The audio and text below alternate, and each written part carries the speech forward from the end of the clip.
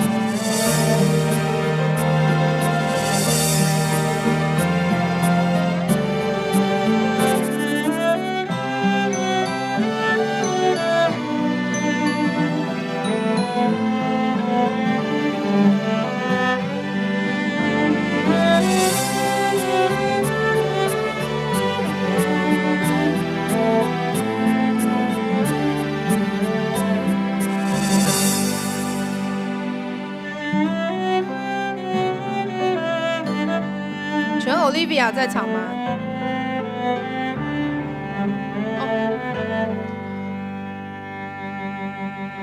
立恒到了吗？立恒在哪里？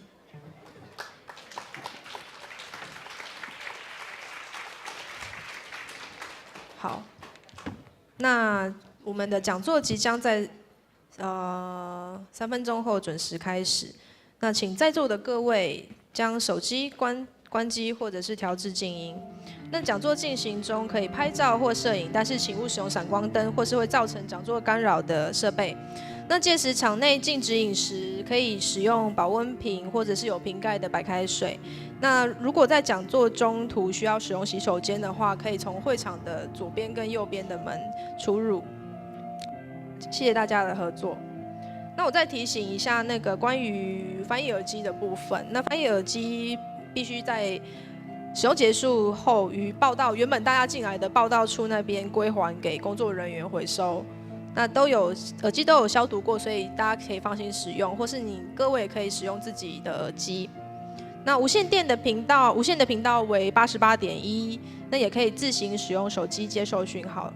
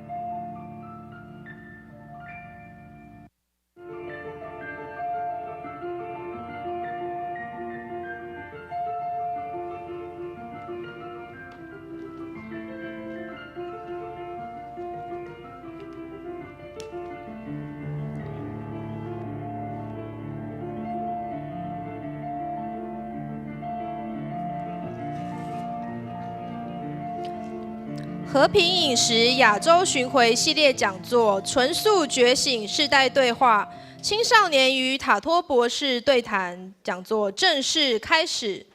大家好，我是今晚的主持人张嘉佩。那我很高兴可以在这个美好的夜晚与大家相聚。那今晚我们相当荣幸的邀请到了塔托博士，塔托博士坐在第一排。博士现在有听，博士有装耳机了吗？还没有。会帮他装吗？博士还没有装耳机，是不是？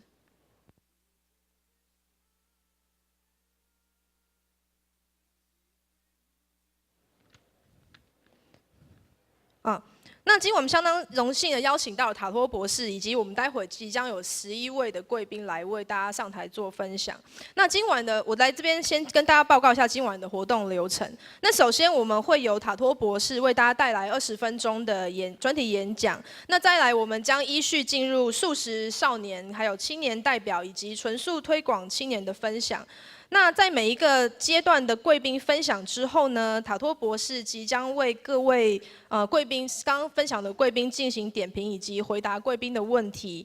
那之后也会进入到开放贵宾提问的 Q&A 阶段，以及最后的大合照，跟最后会有我们新版的和平饮食的签书会。那今天是众多素食界的明星同台日子，那非常的特别，内容精彩可期。那接下来请容我介绍今晚的讲座的主办，也就是周一无肉日联络平台的总召集人张瑞全先生。那我们有请张大哥上来为大家讲几句话，请各位嘉宾用掌声欢迎他。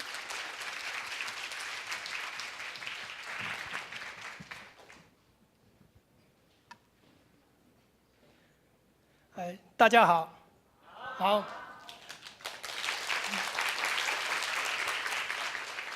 今天非常荣幸在这里跟大家聚在这里。那我们聚在这里，大家从不同地方来，可是为什么聚在这里？其实应该是我们的目标可能是一样的。这个目标来自于说，我们今天的主题就是纯素觉醒世代对话。那就是说，今天在座的各位，一定是对纯素有感觉。有觉醒，才想要来聆听这一场讲座。那今天这一场活动，可以这样圆满的举办，我想幕后是很多的好朋友来帮忙，所以我想把今天在一开始先跟大家介绍，为什么会有今天这样的活动，以及如何才能够促成今天这样的活动。所以我想，其实我就是要想感谢大家。那感谢大家，我需要介绍一些贵宾，可是如果只介绍贵宾，会不知道跟我们今天的活动有什么关系，所以我想就用故事，讲一点故事来介绍这些贵宾。好，那2009年，我们几位朋友讨论到整个地球暖化的问题，那觉得解决地球暖化问题最好的方法就是用纯素来解决，因为它可以解决非常多世界上的问题，所以当时我们脑筋想的是纯素，可是我们踏出的第一步却是喊出周一无肉日。那我们现在来介绍周一无肉日的发起人苏小帆苏大哥，请他跟大家 say hello。在这边，是，我们谢谢苏大哥。我们发起人有3位，苏大哥，还有胡雅美胡姐，还有徐仁修徐老师。那徐老师这个时候还在大陆演讲所以今天没有办法来跟大家见面。所以周一无肉日在2009年9月21开始成立。2010年的10月，我们到韩国釜山举办了一场游行。这个游行是针对联合国环境变化期间一个协调的委员会，叫做 IPCC。这个组织的主席帕佐里博士，我们听到消息他可能被换掉。那他被换掉的理由是因为他在气候变迁的科学研究上指出，全球暖化是人为造成的，而且很有可能是石化业者、能源业者，甚至畜牧业者所造成的。那当时他有个危机，可能会被这个主席的位置会被裁撤掉。所以我们有听到这样的消息，所以当时我们就跑到韩国釜山去举办了一场游行。这个游行并不是抗议式的，因为我们的主题就叫向帕佐里博士致敬。那我们平台只有6位志工前往，大部分的都是我们韩国的朋友帮我们召集了30-40位的朋友一起来举办这个游行。游行也蛮成功的，也诉求了我们的目的。我们跟400多位的全球的科学家跟他们讲请他们把主席留下来。那后来帕佐里博士终于继续留任。当然这个成绩不是我们民间组织所能够左右的，应该是这些科学家他们也看到，他们也认为主席是应该留着。那个活动之后，韩国朋友送我们的一本书，叫什么书？就是《和平饮食》的原文书。这本书我们就带回来以后，由我们平台英文最好的龙敏金龙姐来读。她一翻到这个书里面，她觉得太好了，这本书应该来跟华人来介绍，所以她就花了1年的时间把这本书翻成中文。那所以我们现在才有繁体中文版。所以我们现在介绍我们龙敏金，我们和平饮食的译者龙敏金，龙姐。那苏小帆苏大哥也是这个译者，他是帮忙校稿审稿，好，谢谢。好，那他花了1年的时间翻译这本书，书非常厚，1年的时间花了蛮长的时间。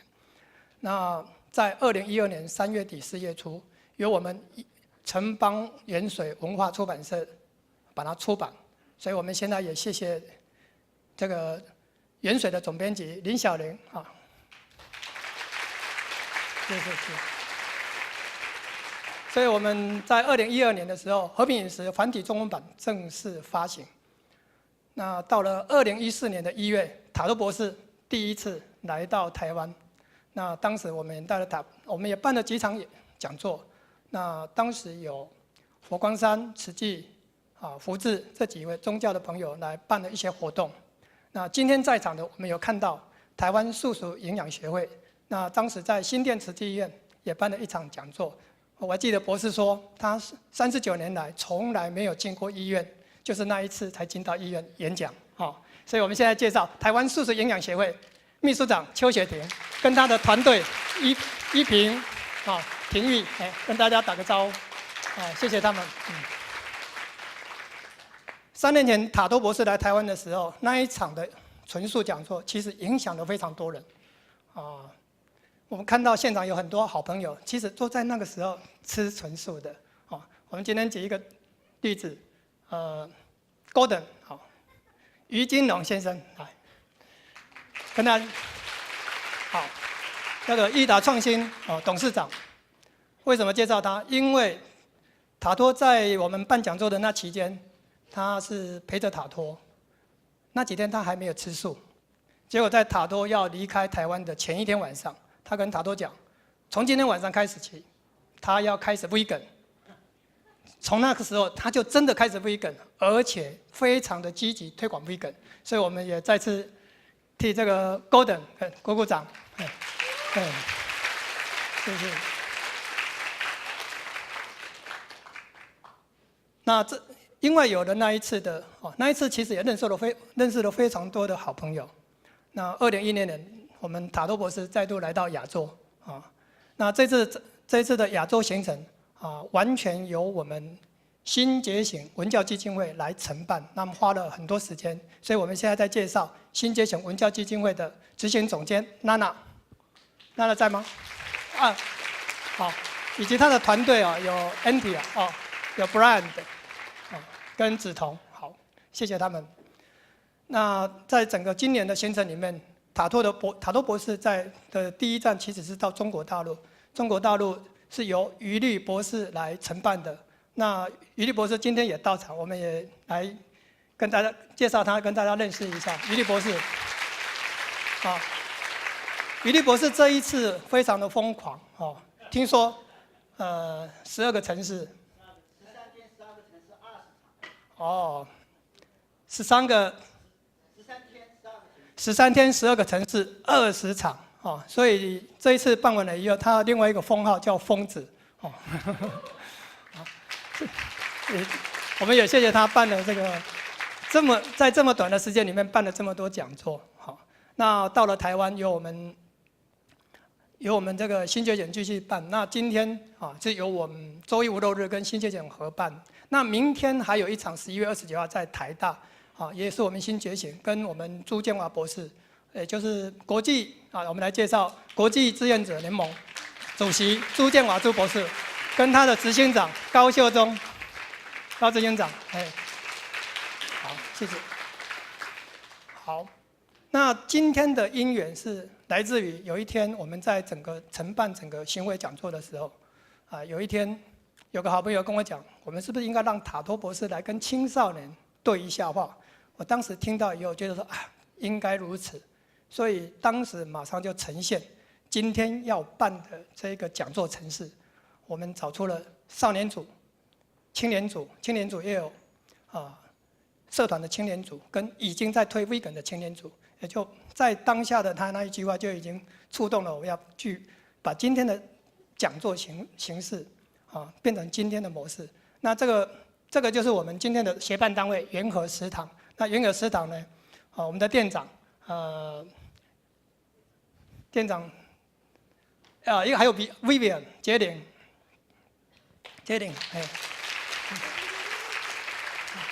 好，谢谢。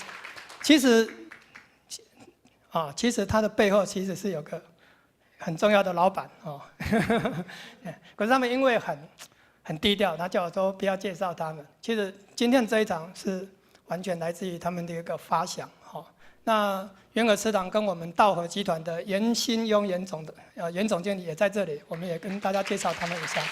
谢谢。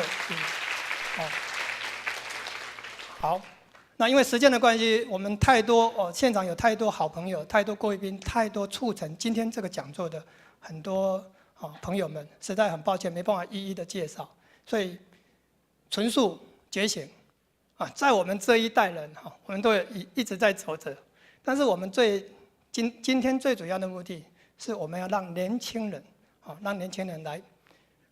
来开始做这个 vegan 的行动。这一次我就是看到很多年轻人真的走在 vegan 的这条道路上。那这10多位的年轻人，我所看到的，我真的非常感佩。所以我也想说，利用这个机会来让这些年轻人来推广他们的理念。那这些年轻人呢，就不由我来介绍，因为会后会由我们主持人来继续介绍他们。所以最后我想跟大家喊一个口号这也是借用我们其中一位年轻人他常用的一个口号。我也想请大家一起喊 Go Vegan Go Vegan 再一次 Go Vegan 好，谢谢大家。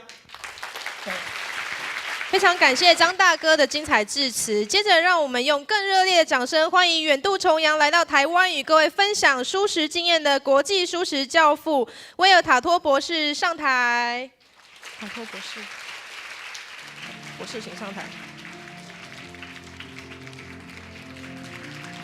威尔塔托博士是加州伯克莱大学的教育博士，他在完成博士学位并在大学教书6年之后，毅然决定放弃教职，重返游历的生活。在过去20年来，他巡回在各地，以演讲、工作坊或是音乐会的方式，持续的宣导纯素主义。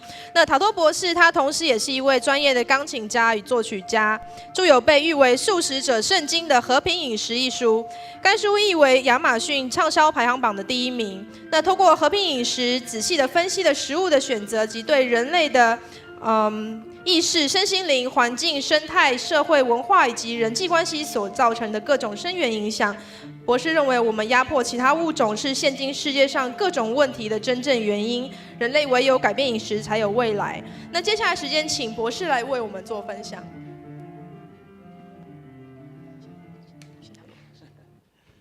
All right， 谢谢，大家好 ，Thank you， 谢谢。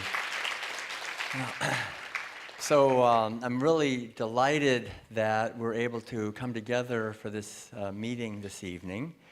And I'm delighted also that we have simultaneous translation so that I can speak without stopping after every sentence or two. Welcome, everyone. Thank you for your caring hearts. And I'd like to also give a special welcome to another VIP who is my wonderful spouse, Madeline. She's sitting in the front here. Let's have a hand for Madeline from Switzerland. Her paintings are out here. And we have been traveling now together for many years, bringing as best we can the vegan awakening, the message of the vegan awakening to our world. And that if we fail to understand the consequences of our food choices and the consequences of our routine violence and abuse of other living beings, we will not have a viable future for our children. So it's very appropriate that our young people are here because our young people really have a lot at stake in what we're doing, how we're living, in the conversations that determine the future and the well-being, not only of ourselves, but of all living beings. So I think as all of you know, if you're here, the focus of our efforts is to help all of us make the connections between our abuse of animals and our own disease, our own social problems, the environmental devastations that's happening, and also the enormous suffering that these other beings endure. And animals are like us. They essentially have interests that are as important to them as my interests are to me. Their suffering is as significant to them as my suffering is to me. And yet all of us are born into a culture where from the time we're little infants, we're compelled to participate in meals which are essentially reducing our natural capacities, our natural wisdom, empathy, and sensitivity. And many times I think it actually is children that help remind parents that, is it really right to be killing and abusing chickens and pigs and cows and fishes? And modern science tells us that these beings have central nervous systems basically like ours, capable of suffering and feeling pain, that they have complex social relations, that they are capable of psychological suffering as well. And it's well understood that these animals are driven into extremes of suffering by animal agriculture. That very often they're driven into insanity by being terribly confined, so that they're banging their heads against the bars, chewing on the bars, pecking each other's eyes out. But we don't see any of that if we just order some bacon or ham or chicken somewhere. And so we are living, all of us, I think, in societies where we're encouraged to just stay shallow, to stay numb, to desensitize ourselves to the suffering we're causing other beings. And the same thing goes, really, I think, for the web of life here, the ecosystems that we depend on. It's well understood now that animal agriculture is the primary driving force behind most of the environmental devastation, like the cutting down of rainforests, for example. Nearly a hectare every second right now is being destroyed in the Amazon for animal agriculture, to grow soybeans, to feed to imprisoned pigs, cows, and fishes. These are the lungs of the earth. And we're destroying them. We will not have a healthy climate or atmosphere if we continue doing this. And the same thing with the oceans, are being overfished, not just to catch fish for people, but to catch fish to feed to imprisoned cows and pigs and other fishes. This is completely unsustainable. So we have the suffering of ecosystems, of wildlife also, who are being driven into extinction because their habitat is destroyed, because we take out our wallets and pay for meat, dairy products, and eggs. In fact, I remember when we were here in Taiwan, it was just about 3 years ago, and I was talking about meat and dairy products and so forth, and then we went to New Zealand, Australia, New Zealand, and in New Zealand, for quite a few years, Madeline had said, "Will, we've got to go to New Zealand. It's the most beautiful country in the world. You've got to go there, see this green and pure, beautiful country." And so we went there and gave lectures, and we traveled around New Zealand, and it was not that way. They now have massive dairy operations, 10,000 cows in one operation. The hillsides are all the trees are cut down. the streams are all brown and polluted. And I remember it was so ironic because I was asking the people in Taiwan, I said, so seem to eat a lot of dairy products here in Taiwan. Where do you get your dairy products? And people said, oh, we get them from New Zealand. And then I saw the terrible devastation that this causes to the environment in New Zealand. And so this is the price that is being paid, but we are taught to ignore it. And the price that's also paid by hungry people. And we're growing enough food every year to feed everyone, more than everyone, enough to feed 10 billion people. We have about 7.5 billion people, but we have roughly 1 billion people starving because over half the grain we grow, instead of feeding it to hungry people, we feed to animals. And then that's very wasteful. We eat their flesh, we eat dairy products and eggs, and we're wasting those resources.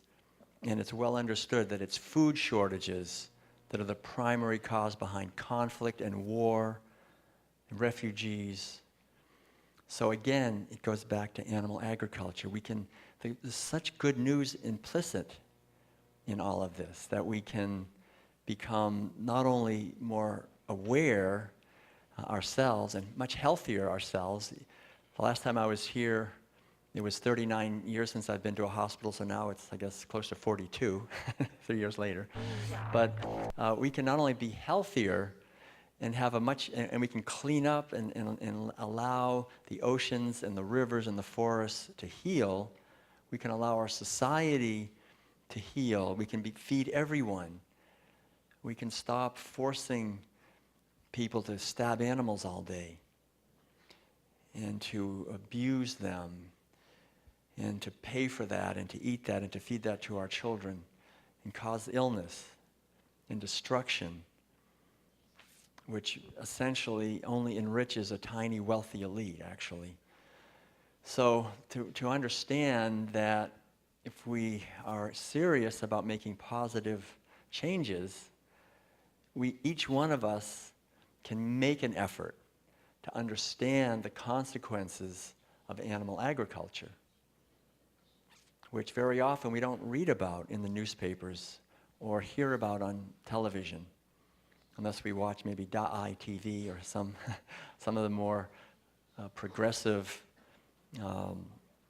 media outlets. We can find out, or we can gather like this and talk about this and learn from each other. And so I'd like to close here. I don't want to go on too long. We'll have plenty of time during the evening to go more deeply into these issues. But essentially the good news, I think we have to remember that we have a lot of reason to know that we can positively transform our experience on this earth as human beings. And we can stop violently killing and abusing literally millions of animals every day. Actually, scientists now realize when we talk about marine animals, we're talking about human beings torturing and killing billions of animals every day. The human beings have become a force of utter destruction on this earth. And it's unnecessary. Eating animal foods is utterly unnecessary. It's the most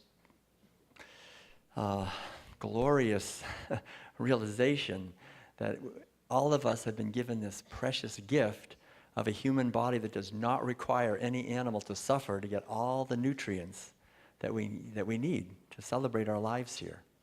Remember that. This is totally established by the research that's been done, that all human beings at all stages of life can be adequately and wonderfully nourished by a plant-based diet. Infants, children, teenagers, adults, old people, pregnant women, nursing women, athletes. So that's the great good news. All the nutrients that we need come from plants. We don't have to murder and abuse animals to get any nutrients. And when we move to a plant-based way of living, we shrink our environmental footprint, we allow the climate to heal, We allow our earth to heal. We allow our bodies to heal. I mean, science, we've realized that even people who are only 9 years old, if they die and an autopsy is done, they already have the beginnings of heart disease from eating animal foods. We can clean all that up. We can be healthy and energetic. And we can share these ideas with love and respect. It's not about judging or blaming anyone. It's about just understanding the beautiful possibilities we have in the future if we make an effort to understand these ideas and live our lives in alignment with them. So thank you all so much for coming this afternoon. I think we should go ahead and get started. So bless you all. Much love to you all. And as we said, go vegan. That's the really, live vegan. That's the message of the World Peace Diet. And I think the message, if we're going to have a future, it will be a vegan future, and it'll be beautiful. Much love to you. Thank you. Thank you.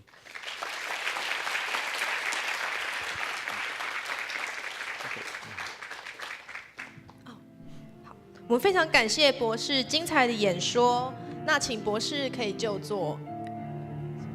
Please take your seat. Thank you.